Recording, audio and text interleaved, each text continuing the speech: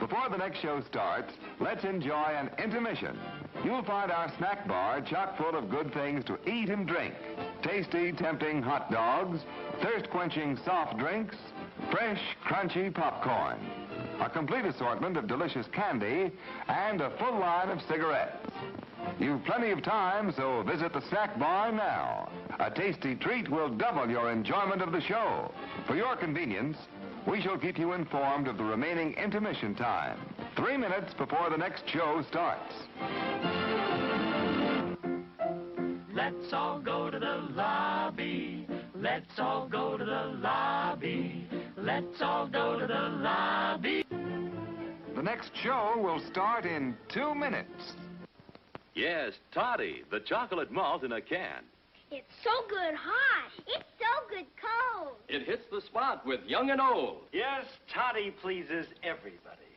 Delicious chocolate malted toddy, made with rich, real milk, not powdered milk.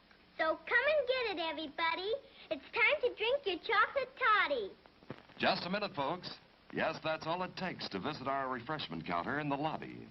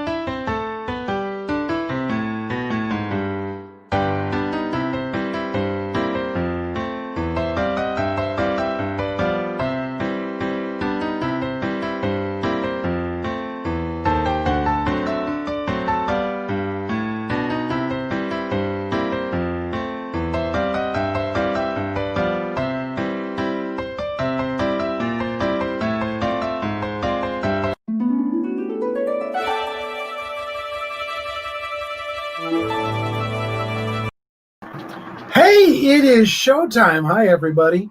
I am sitting, where am I sitting? This is the Wick Costume World Museum, Costume Museum down there at the Wick Theater in South Florida. An amazing, amazing place. And why am I there? Because tonight's about costumes. Not these costumes, but maybe someday we'll talk about those. But we've got a couple of very special guests. First, let me introduce the one and only, if I can put her into the stream, Jack Ledoux. Jack, where are you? It's a camera problem. Well, I don't know what's going on. So how about you go back out and come back in again, and we'll get you back in, okay? We've done this. I'm not, when you bring me into the stream, for some reason, the camera goes bye-bye. Anyway, we'll try it. Well, let's try that. Try it anyways. Yeah, try it anyways. Okay. But right now, let's bring in AJ Garcia and Dan Jones. Hi, guys. Hey. Oh, hi. We're having some technical difficulties that we've never had before with Jack. These are new technical difficulties, but I'm sure we will surmount them eventually. How are you guys tonight? Doing well. Just relaxing. Very well. I'm glad to hear it. So let's start with this. We're going to talk about what shows you've done and all that kind of stuff. But what are you doing right now during this grand time that we're in? We'll start with AJ. I bought a house. Probably not the most ideal moment to do it, but we're making it work. I still have my job at Stetson University, so I supervise the coffee shop there, and basically do exactly what Dan does at UCF. We basically have the same jobs at different schools. That's what I currently do. Interesting to note, I was actually up by Stetson University I was in a COVID-19 vaccine study. I still am in it, actually. Mm-hmm. And I was there when the tornado blew through. Oh, yeah. That was I was in the shop when that happened. That was about 2 blocks away. Yes, and yeah, It's a little terrifying. it was right near me as well. It was we went out, after it was all over. I went outside and like, what in the heck was that? Yeah. We still don't seem to have that. So there's that. Now, Dan, how about you? Well, I've been really lucky. Like AJ, I have a job at the university. I'm the costume shop manager for the University of Central Florida. And I've actually been lucky enough to get to do a couple of shows. Even with the pandemic, I was the costume designer for Hello, Dolly at the Garden Theater, which was sort of the first big show that was produced here in Central Florida, starting in September. And so I was really lucky to get to work on that. And I also just did costume design for Vote at Orlando Rep, which became a virtual streaming production that is streaming online right now on Broadway on demand, or it's actually going to be broadcast for free on WUCF this Sunday at noon. Very cool. Very cool. I have to tell you, Dolly happens to be My Dollies. absolute favorite shows. This is now this one is AJ, right? Yes, that one's me. That's Dr. Phillips High School. Really? Mm-hmm. Yeah. Get the hell out! My God, that's Dr. Phillips High School. Yeah, it is. There's some serious production values there. Yes, they have some quite high standards, and it's great. It's great for the kids, and it's awesome. Wow! Wow! And this is Dan's. Dan, who played Dolly for you? Shonda Thurman. She was incredible. Now, Love that one. Now, I'm positively thrilled, casting wise, to be perfectly honest, as I look at this, for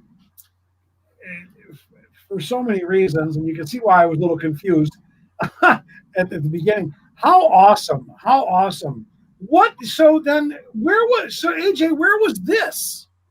That's Annie at the Garden Theater. That was about 3 years ago.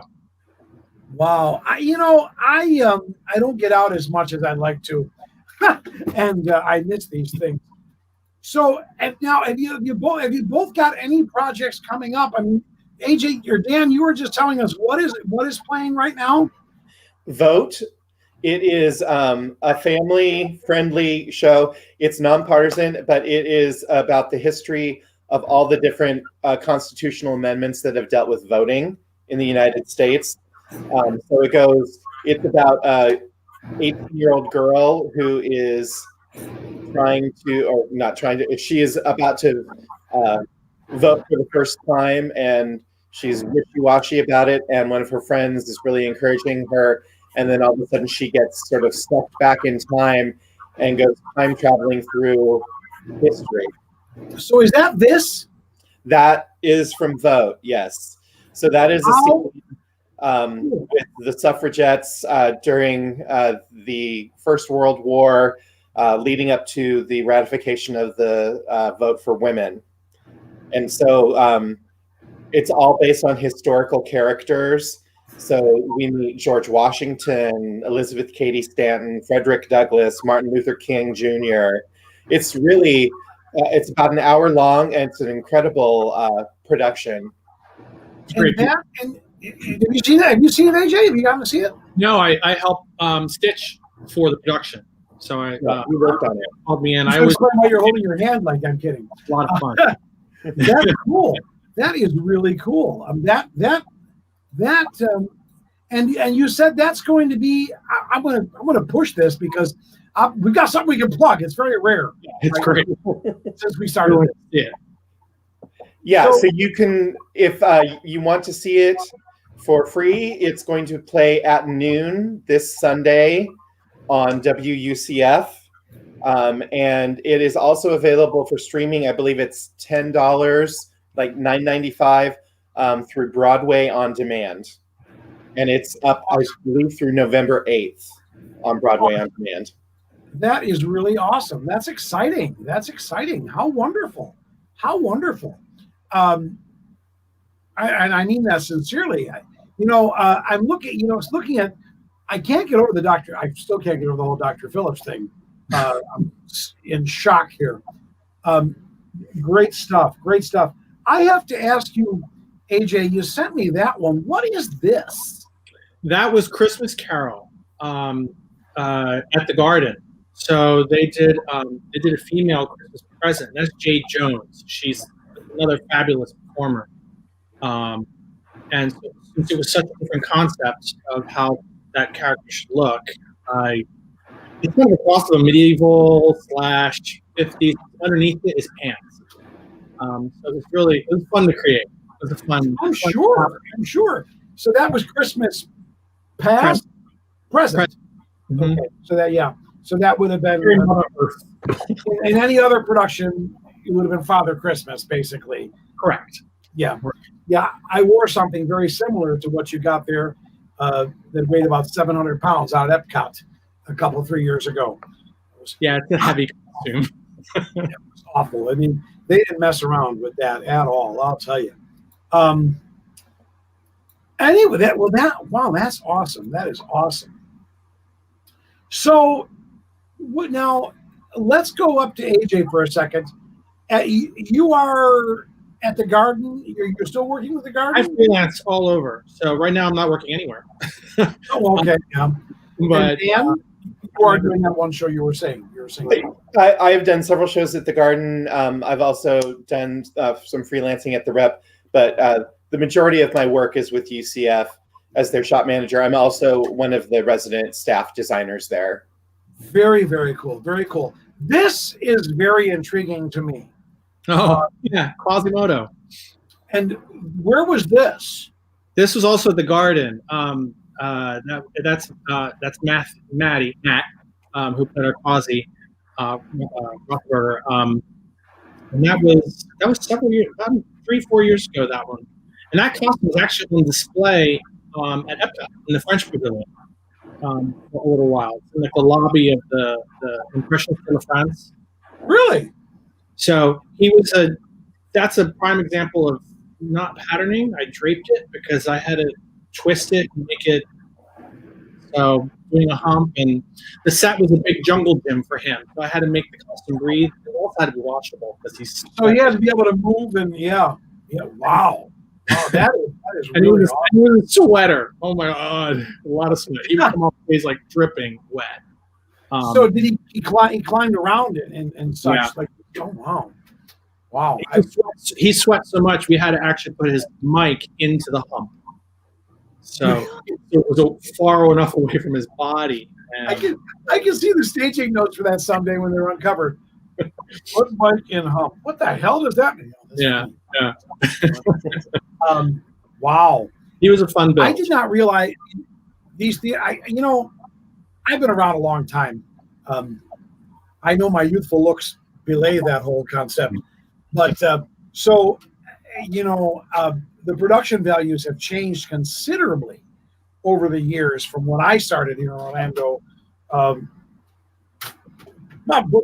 Maybe just 3 years ago. No, I'm kidding. Many years ago. So I'm thrilled to see this kind of stuff at any level. Quite frankly, it's really cool. Here we go. Yes, you can ask questions, Mark. Here's a question from the audience. It says right there, and Dan, let's start with you. Do you want to answer that? I don't know if I was specifically aware of designers growing up. I actually started out as an actor, but I was always sort of obsessed with clothes. And I remember one of the things I loved watching growing up was the Carol Burnett show, and Bob Mackey's costumes on that show are just plain legendary. So I would say, though I didn't know his name or realize what he did, Bob Mackey made a big impression on me. And then as I started studying and learning, I would say Fiona Aldridge is somebody that I really looked up to. She was an amazing designer. She did tons of shows on Broadway. Dreamgirls, Secret Garden, I think, is probably my favorite of the shows that she designed. Awesome. And up to AJ. I'm saying up to you, AJ, because you're at the top of it. Yeah, I same as Dan. I started off as a performer, and when I came back from summer stock, I needed a job. So our wardrobe supervisor that summer, like, you wanted to work in the costume shop, and I said, I don't know how to sew. And that was 20 years ago. And everyone just kind of put me under their arm, and I kind of started learning a little bit more. I always loved the movies of a lot of these costumers now. And I follow a lot of Broadway designers now, like, kind of a little obsessed. I'm always looking at their work. No, oh my God, no names are coming in my head right now. Sorry. That's all right. No, that's all right. I get it. We're putting you on the spot, but that's the idea. I didn't think through. So that's what makes it fun. And there's nothing serious about this show. If you can't, there's no grading. There's nothing. We're just having a good time. That's what we're about. All right, I'll go with that. We can't right now.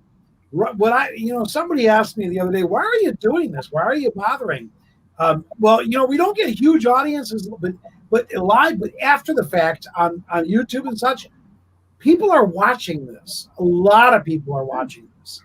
And somebody said, why do you do it? Well, I'll tell you why. We're celebrating. Theater is a celebration. Every time you walk out there on stage, it's a celebration. It truly is. And theater needs to be celebrated. We cannot forget what it's about. Tonight, we're celebrating this portion of our art. Last week, we had, I don't remember what we had last week. Wait, what did we do last week? We had a friend of mine, Michael Walters, and Doug Michael Lucas from South Florida. My celebrity impersonator does Dame Edna. Brilliant. Yeah. Brilliant. And Doug does wigs and web work and all kinds of great stuff. Brilliant. Two brilliant people. And Doug also does all the wigs for the Wick Theater down there in South Florida. So if you guys haven't been down there to see the Wick Costume Museum, seriously, you need to make the trip to Boca. It's their warehouse. Their warehouse is even more amazing. Yeah. Oh yeah. Well, it's all over at the theater now. Yeah. They've moved it all of it. I saw it originally in the warehouse and got a private tour at that time, as well as the guided tour. Good God. Mm-hmm. Good God. Amazing. Amazing. And there's no charge for that, Marilyn, when you see this. No charge for the commercial.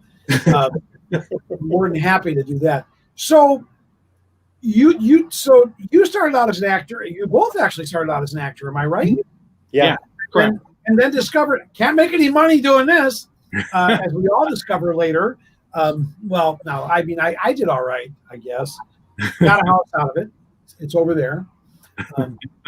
I'm in the back. So I'm very lucky in that respect. I'm very lucky. But I have to tell you, look again, let's go back to a couple of these photos so we can. This is very intriguing to me. Where was this? Mary Poppins at St. Luke's United Methodist Church in Windermere. That was last summer, actually. Where the hell have I been? Wow. That Did was they do the whole flying and everything? Oh yeah, we did the flying. Both Bert and Mary flew. That was directed by Steve McKinnon and cast of thousands. So my stress level was pretty high at the time, and we actually supplemented a little bit of this show with some rentals. So, and then I filled in some original pieces and some stuff from my stuff. So. Did you get the? Okay, she muted herself. Okay, fine. I was going to let her talk at least, but apparently. That's awesome. That's awesome. I wasn't aware of these shows. I don't get around much anymore, I guess. And let's go down here because there again. Your stuff. I downloaded this stuff. Oh, this now. Here's a show. Oh, Dan, your piece de resistance. That was a monster. What? I know.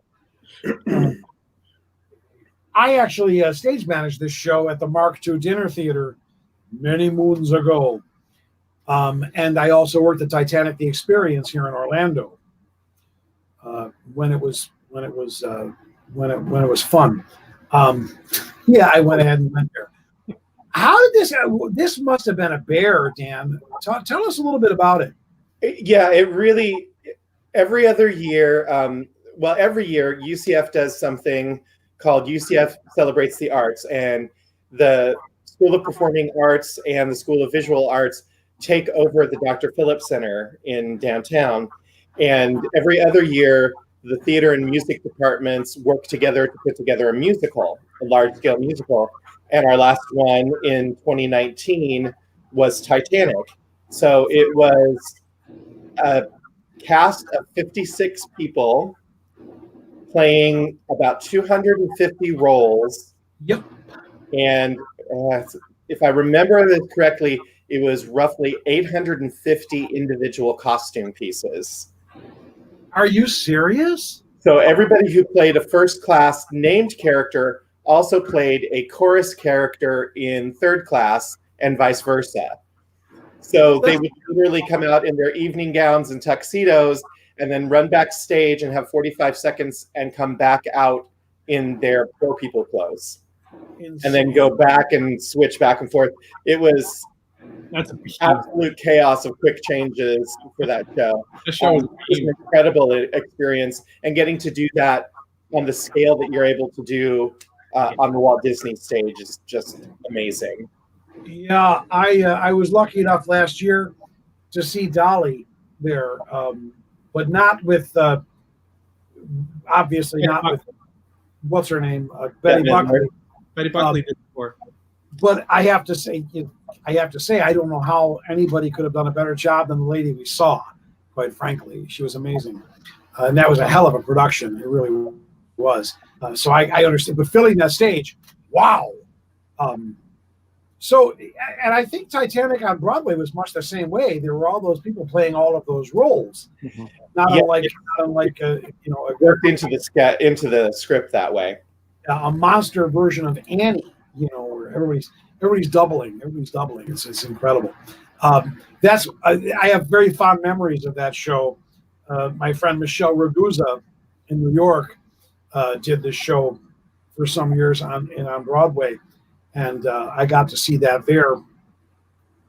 So this is one of my favorite shows. So what about now? What I do notice, you've been doing this longer than just what you've got of photographs that I'm seeing here. I know this. I'm willing to bet on this. Oh yeah. What about classics? What was this for, AJ? This was quarantine of COVID. I had nothing to do.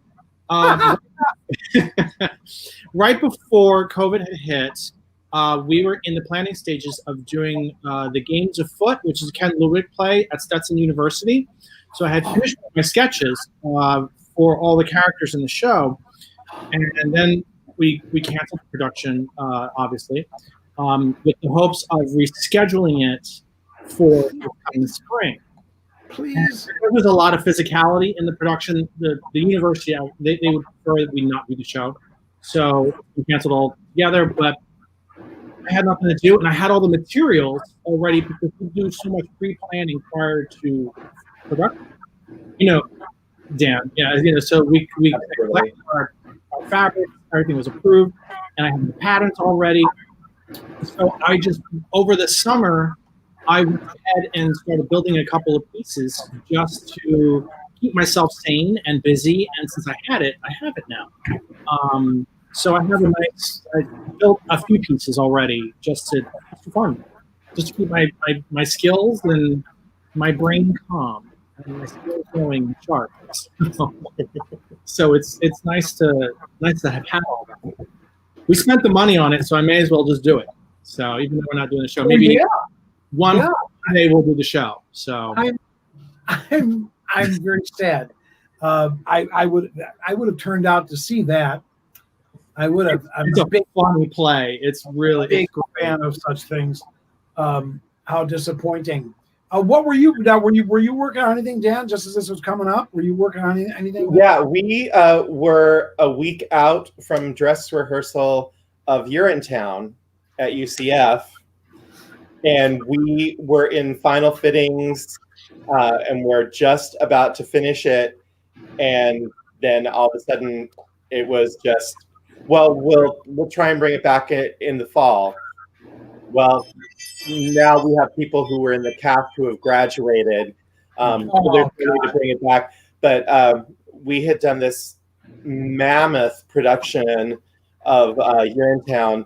It had a really interesting concept. Hua Zhang Tan, who is one of our faculty designers, who's brilliantly creative.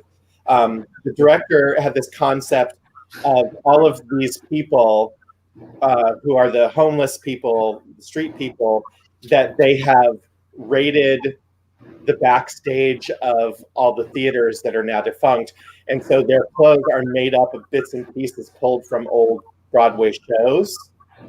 So all of the characters were inspired by different, so we had Tiny Tom was Peter Pan, and we had a Tevye and a Golda, Mom Pa Strong. All of their clothes were made out of these mismatched pieces. So some of them looked like they came from the show, but some of it looked like they had just taken old ragged jeans and put it together. It was really labor intensive, and we decimated about all the jeans and denim jackets we could find. But unfortunately, it didn't end up going on stage. All I can say is so much work. It's a lot of work. But you got it all done, and then it was you couldn't do it. No. Yeah. So it's all sitting there. Yeah. Right now, 3 of the looks that were, and not everything was completed. We still had finishing touches, but 3 of the looks that we had pretty much done, we went ahead and put in our lobby. It's our lobby display in the theater right now, because at least then maybe someone will see some of it. Being seen. I've got to tell you, that sounds absolutely wonderful. The concept, and you know what? And frankly, considering everything right now, what has happened and what is going to continue to happen in New York, that really needs to be done. You know that, right? I mean, everybody over there understands that sooner or later that's got to be done, because it just does. Yeah. Unfortunately, it would have to be completely recast and redone, because so many of the cast members either graduated or they were grad students who were moving into their internships. So we don't have the cast to do it. Even if we were able to put it on stage in a couple of months, we no longer have the cast members to do it. But same problem with us. We'd have to recast. Yeah. Really? Well, AJ, yours might be a little bit easier to recast than a little bit. A little bit. Wow. I think one of our students has graduated, and so we'll save it for another year. It's still the same thing down there. I'm sure you're going to save that. You're not going to throw that whole concept out. You just can't, because frankly, that's a cool concept.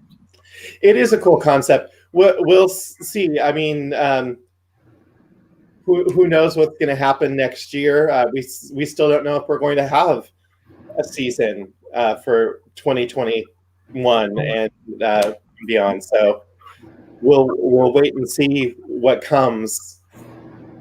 And we wait. And we suffer in silence and walk in a circle.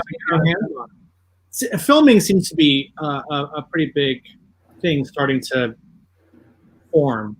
Yeah, UCF has been doing for the last several weeks a series of virtual play readings online. So it's all being done via Zoom and Skype.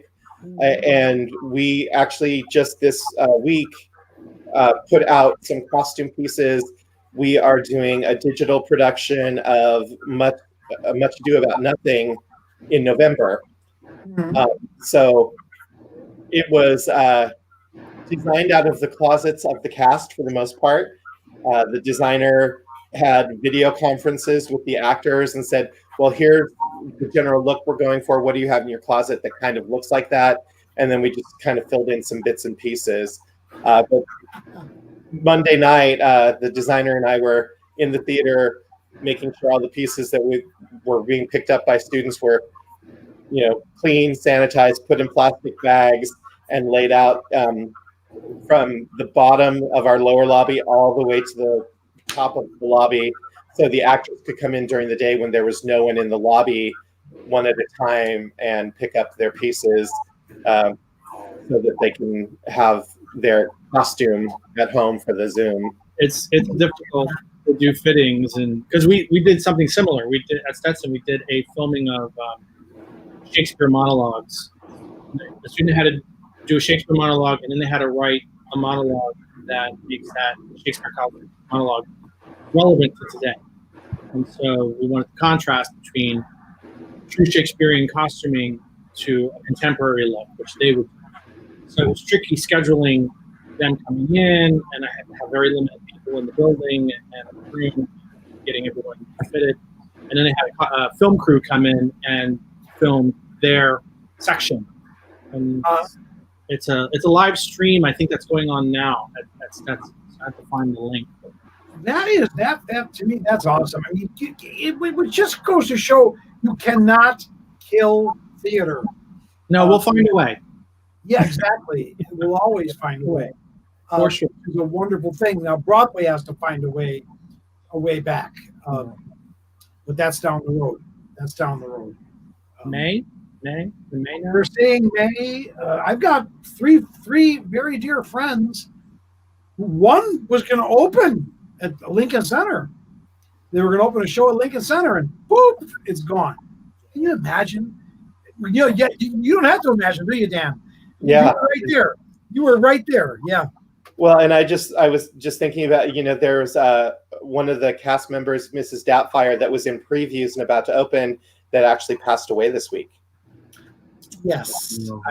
Now they, she never got that opening night. No, but thank God she got the previews. Yeah, at least she got that.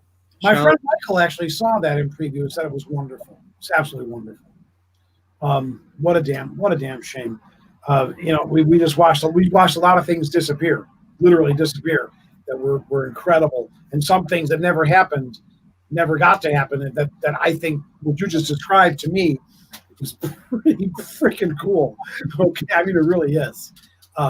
That's cool stuff. What else have we got here? Wow. What is this? That is Billy Elliot at the Garden Theater. That was actually my first show at the Garden. And so that's one of the numbers called Shine, and it's the first time that Billy goes to the ballet class. Jack was in that, was she not? Yes, she was. Yes, yeah, that was how I first met Jack. Yes, she was. Jack, I have to tell you, Jack is one of my favorite people in the entire universe, and I'm sure you understand why that would be. She's an amazing performer, and even more fun to work with. Let me tell you, as I'm sure you both found out as you worked with her on that. What is this? This looks familiar to me. That's Xanadu. Xanadu. That's Xanadu at the Garden. Okay, see, now I was going with Forum. You see, that's where I'm from. Old school. Okay, I would never. So you mean Xanadu? That one? Yeah, I love Xanadu, and I love Forum. No one does Forum, but Xanadu was a lot of fun. That's a lot of roller skating. They had to learn how to roller skate, so they would really go to a parking garage and do roller skating. big hair, lots of gods, and awesome. That was up, and it was funny because I wasn't familiar with the show at all, and when I got the script and I read through it, and it reads, I'm like, this is dumb. Did you see the movie? Did you see the movie? Because really, yeah, I saw the movie. But I saw it's so self-referential. It really is. It's really. I saw a bootleg of the Broadway production. A friend of mine, the musical director, gave me, and I watched that, and I was in hysterics. And the cast, that cast, they're all insane. So they literally took the ball and ran. And it was probably one of the best theatrical experiences at the Garden. That's awesome. It was so much fun. It was good in the audience too. I saw that one. I never stopped laughing that whole time. I never stopped laughing. It was just so fun to design and collaborate on it. It was really seeing it come to life, and it was fun. It was a lot of fun. Well, what I love is the fact, as you say, there's absolutely no reference for it for these people. Odds are they've never seen it, and odds are if they saw the movie, they walked out in the middle of it. In all likelihood, never saw the whole thing. So they're creating something very new there. That's cool. That's very cool. Down here, I've got a production of what? Where is it? Because this intrigued me as well. What is this, Dan? That is A Gentleman's Guide to Love and Murder, and that was literally a year ago at UCF. And so it is a quick change of palooza. There is a young man who we see here, Monty, and he finds out that he is 9th in line to become the Earl of Highhurst, but 8 people have to die in order for that to happen. And so he sets about killing all the members of the Dicequith family and making it appear accidental.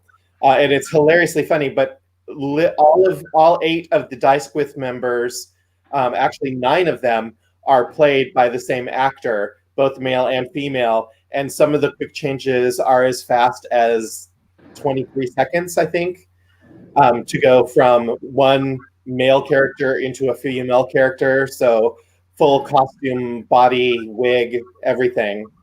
Wow. So we literally had a dress that had the bust and everything all built into it, and the actor would step into it, and it looked like it was a Victorian lady suit, but it was literally all one piece with a zipper up the back and a hat sewn onto a wig, so it all went together. I literally stepped into the dress, zipped it up, and put the wig and hat on in one. So you actually built them so they're easier to get in and out of them. Yeah. Oh, we used. Oh gosh, I actually cleaned out the Home Depot near UCF of all of their rare earth magnets because awesome. We magnetized almost everything because zippers for most of the things weren't even fast enough. It took too long. When you have a 23-second costume change, you don't have time for a zipper. Hell no. Yeah, so we built a bodysuit, a flesh tone bodysuit that the actor was in, and the microphone was built into the bodysuit. And so there were times when he was backstage in nothing but basically this leotard, because one of the characters is a bodybuilder, and so he had to be in a singlet with muscles built into it. So whatever he had on as a base had to be small enough to fit under the singlet and not be seen. Oh my gosh! So, yeah. My goodness, Jack, can you hear us? Yeah, I can hear you. Can you hear me? Yep. Yes. Yeah. Awesome. At least we've got that. We've got that. Well, I don't know about that. I don't know why, but tonight my camera just went. We don't know why. You and I have been doing this forever. I apologize, guys. Don't worry about it. All right. I do have a feeling I know why, but we'll deal with that later. Jack, you mentioned something in private chat here. Why don't you talk about that, dear? Well, I was curious about it because I know years and years ago we did Peter Pan, and we had to deal with building a costume that would work, and of course still look good, and be able to access the flying contraption for Peter Pan and for Wendy and everybody else. And I know you guys did Mary Poppins. So I was wondering how that worked. Was that a problem? Because she does fly. She does fly. With Mary Poppins in particular, I got specifics from the company that flew her on how the costume needs to be structured in order for it to, because she has 2 cords on either side of her hips. She wears a belt. It's kind of like, I don't want to say it's a diaper, but it's kind of like there's a harness that she kind of sits in. It's kind of like a thong. I can say that on live. And it has 2 clamps on either side, and then we clip the cord onto the clamp. Now, the costume has to be rigged in a way on either side. So below the waistband of the skirt, there are holes for that clip to come out. And the rest of the costume, the blouse is a onesie, so the shirt doesn't come out when she's flying. The same with her coat. She only ever flies in the stage production. She only ever flies in the black costume. So that's the only costume that needs to be rigged for flying. The red coat, Jolly Holiday, the blue look, she never flies in those looks. So I only had to deal with one costume. So did she leave the rig on all the time or no? No, she does take the rig off. There's only 2 spots in the show where she's actually in it. So at the very end of the Act 1, when she flies away, and then at the end of Act 2, when she goes to the beach, it's the only time she ever flies. So there's plenty of time for her to get in and out of the harness. That way, she's not in it the whole time. Did she? This is interesting. This is fascinating. Really. Did she enter? Did she enter with the wires on already, or did they connect her up? No. The stage production is written in a way she just kind of appears in the living room when she first enters in the stage production. Unfortunately, Bert has to be in the harness all of Step and Tell, which is a very difficult. It's very uncomfortable. It's very constricting, and he's tapping like crazy, and then he has to fly over the chimneys. So it wasn't easy for Spencer, but it's not easy for anybody who plays Bert and who is flying. So it's uncomfortable. Awesome. So yeah, it's just accommodating. I had to go 2 sizes up on each of the actors to accommodate the harness. Really, and the company that actually did the flying company, they were able to give you. They give you all the specs. Yeah, that's awesome. That's very interesting. That's fascinating. Is that I've often wondered about that with Peter Pan. But yes, Jack. Oh no, I was going to say isn't that really cool? Because I know when we had it, when we did Peter Pan, it was a young boy who played Peter, and unfortunately, we found out that this is adult, right? Okay, and we found out that the harness that we rented was set up to be put on a female. In any case, it was very uncomfortable for the poor young boy. And it's hard because there's wear and tear on the costumes too, right? Yes. Yeah. So we'll be constantly having to redo or reinforce or anything like that. Say that again. Were you constantly having to reinforce the costume? No. I line everything and I fuse everything. I'm a little on the basket case and making sure it's all secure, especially when it's flying.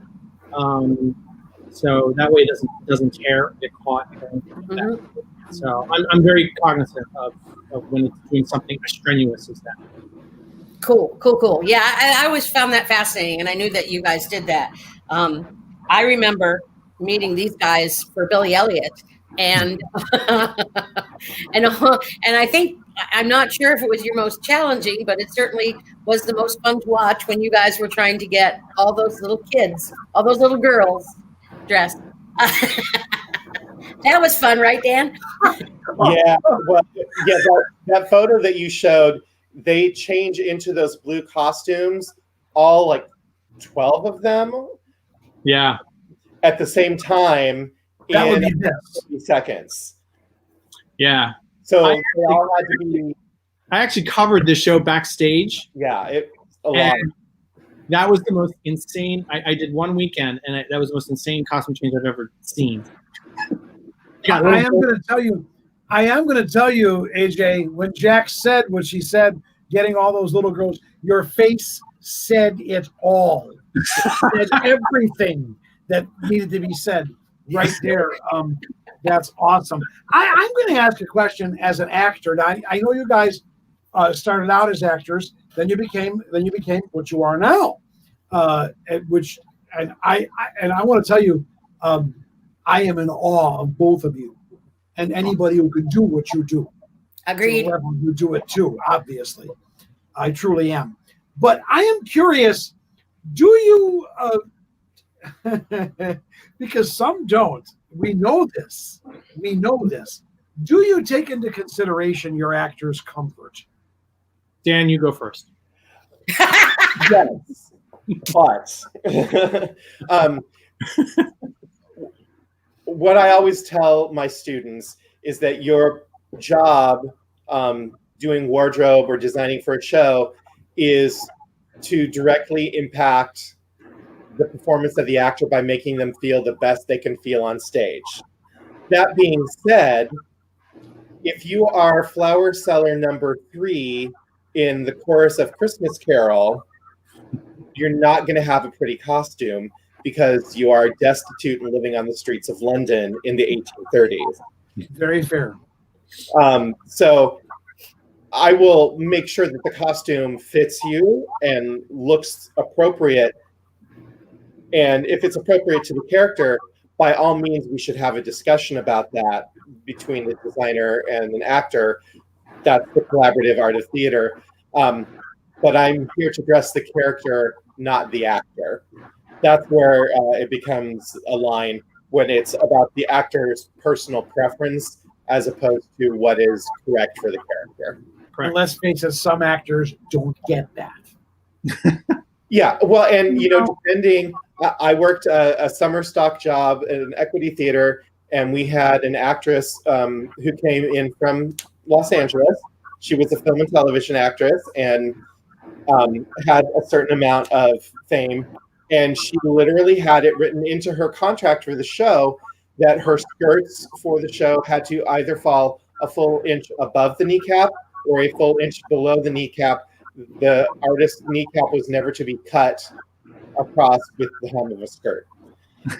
She had an experience in a show where somebody said her legs looked fat and the skirt was cutting across her knees. So and this was a tall, skinny, beautiful, gorgeous woman, but because she had been told her legs looked fat if her knees were cut, she remembered that and had it put in her contract. Well, everybody has their own trauma. Absolutely. But that is a costume designer or who didn't know how to work with an actor and make the actor understand that this is not about you or making you look bad. So that's probably a trauma from early on in her career as an actress that made a lasting effect. Sounds that way. Is really cognizant of making sure that you're encouraging the actors and telling them that they look great unless they're not supposed to look great, and then say, this looks horrible in the best way possible. I can't believe I made you look this bad. Very nice. Now, okay, Mr. Pass the Buck up here, who jumped and said, okay, you go do it first. It's your turn. What a lot of people don't understand a lot of the time is that it takes a lot of planning.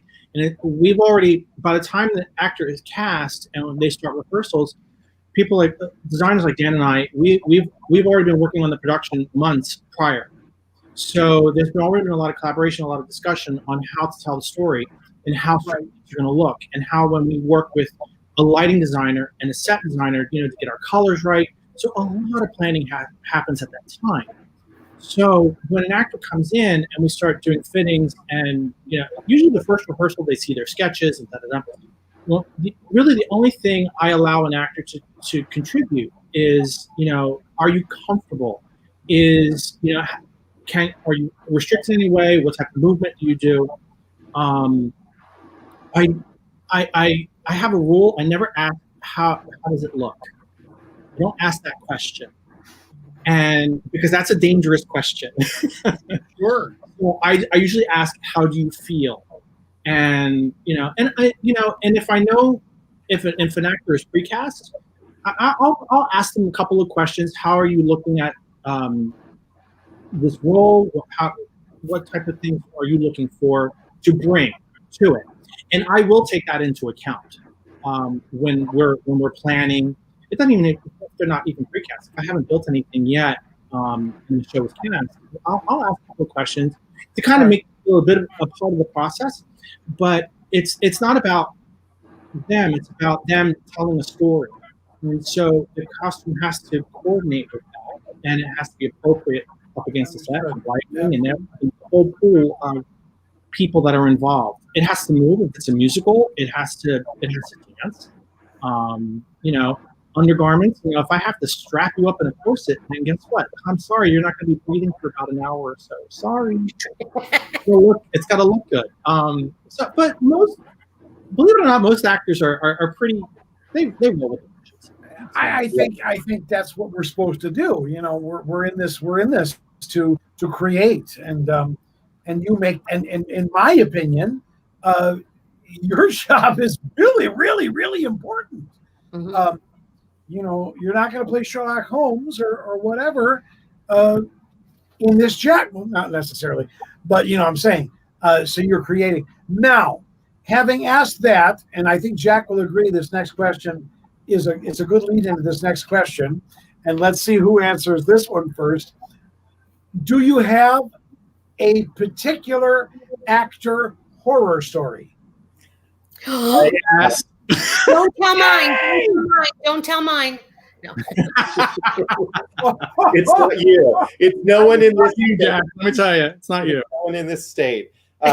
Before I came here, I grew up in Nebraska, and I taught at the University of Nebraska in Kearney for 7 years. I was working on a production of Cabaret, and the actress who is playing Fraulein Coast, who is not a dainty, delicate flower of a character, she's a gritty hooker. And I was building this 1930s evening dress for her out of this really beautifully ugly lime green, brown, and yellow voided velvet, lame, and chiffon. It was beautiful, but in an ugly way. And she was so nasty to me during her fitting and just kept complaining about this beautiful dress I was making for her, that when it came time to choose the final fabrics for her nightgown, I purposefully chose fabrics that would clash with her hair and skin tone. I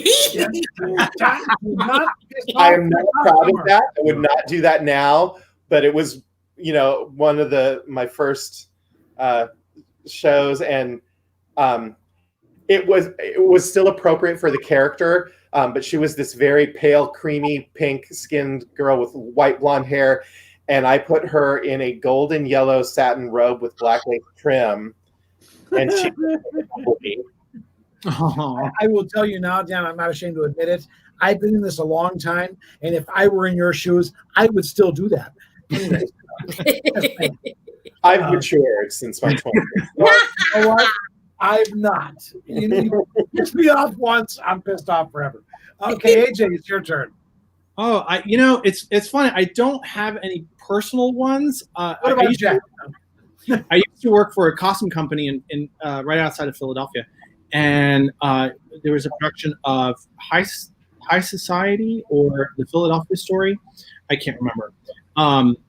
It's the same story. I can't remember if it was the musical or it was the play. But the lead actress, we gave her a 1930s pant, like a pant overall. Tracy, I can't remember her name. I keep thinking Audrey Hepburn. The character's name is Tracy. Yes. His name is Tracy. Okay, so I do remember. And we worked on the costumes in the shop. And we get a production report saying that when the costume was at the theater, she was so unhappy with the costume that she took scissors and sliced it. She would not wear it. And this is a Broadway performer, P.S. Oh my God. So she scissored it. So she got fined by Equity. I'm not quite sure what all the legality was. I know she was fined. But we were, she had to wear the understudy costume, and we had to rebuild the costume exactly the way it was. And she was 14. Now, I am not asking you to say her name. Not in any way, shape, or form. You're not going to anyways. But what I want to ask you, would this have been a performer on the, okay, for me, understand, old guy. Would this be a performer on the level of a Carol Channing? No. which would pretty much explain everything, okay? No. The smaller they are, the smaller they are. You know what I'm saying? I've been there. That's a fascinating story. It really is. I'll tell you who it is later. I wanted to throw something in. Hey, Joe, I want to throw something in real quick. Not only did these guys do costumes, but I know because they got the most beautiful wig for me. It was wonderful for Billy Elliot. Oh. And I loved it. If I could have stolen it, I would have. So they do that too. So they're definitely not one-trick ponies. They do all aspects of it. That is awesome. I got to tell you, Ann Smith, who is possibly one of the most incredible female singers you're ever going to want to meet in Orlando, used to work with me out at Epcot Center. She sang in the Italy Pavilion. Beautiful Italian arias, gorgeous. And her comment is, cut up the costume, let the puttana go naked. We had to make it again. She had to wear it. Wow, that's wild. That's wild. Guys, we are at the end of our time here. This has been awesome. And frankly, it's another time we could have gone longer. Unfortunately, tonight, of all nights, and we are up against something that's following us on television tonight, and this is political as I get on this show. There's this asshole gonna talk against Joe Biden tonight.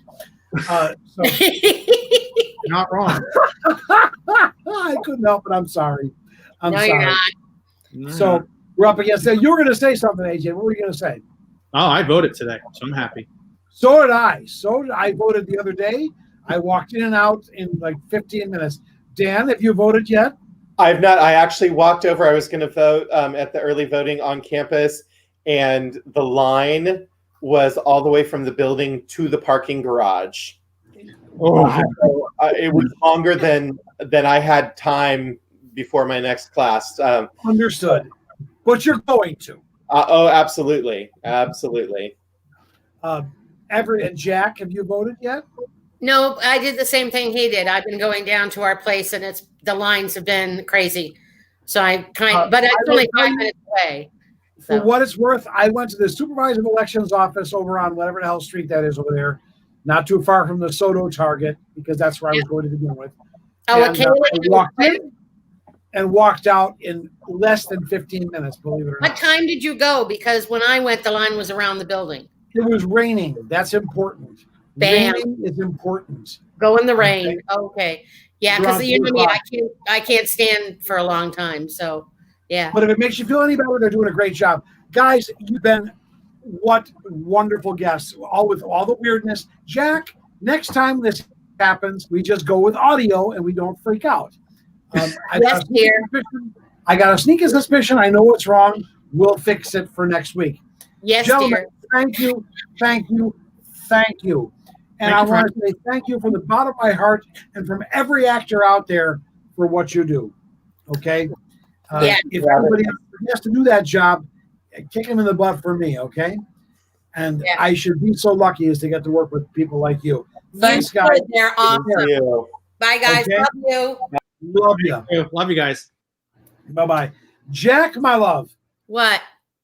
I just want to, one more time, I want to throw this across.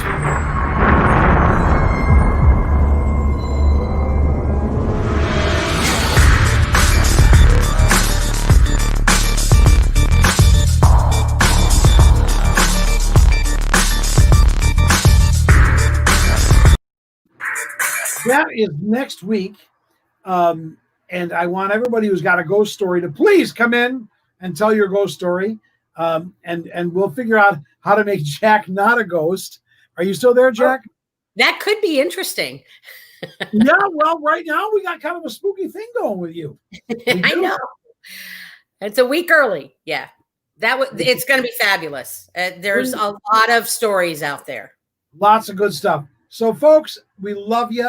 Remember, tomorrow here in Orlando, tomorrow is Good Night, Jack. I love you. I'm going. Bye. Right. Tomorrow is Feed the Need down there at Plaza Live. Please come down and get yourself some love. Get yourself some food. Get yourself some lunch. We're gonna celebrate everything that is acting and entertainment and the arts in this town at Feed the Need. And, understand that we almost lost it at the end of this month. We're going to go through the 20th of next month. And you know what? With God willing and all the help we can get, we're going to go even further than that with that, I hope. So I'm going to be down there to wave to you, to cheer you on. There's going to be music. There's going to be food. It's going to be lovely. So that starts at 11:30 until 1 o'clock, Plaza Live. Come on down and see us, okay? Remember, look for the helpers. They're out there. They're helping. You'll find them. Take care, everybody. Love you. Absolutely, beyond the shadow of a doubt, all of you are my brothers and sisters in this business. Take care. Bye-bye.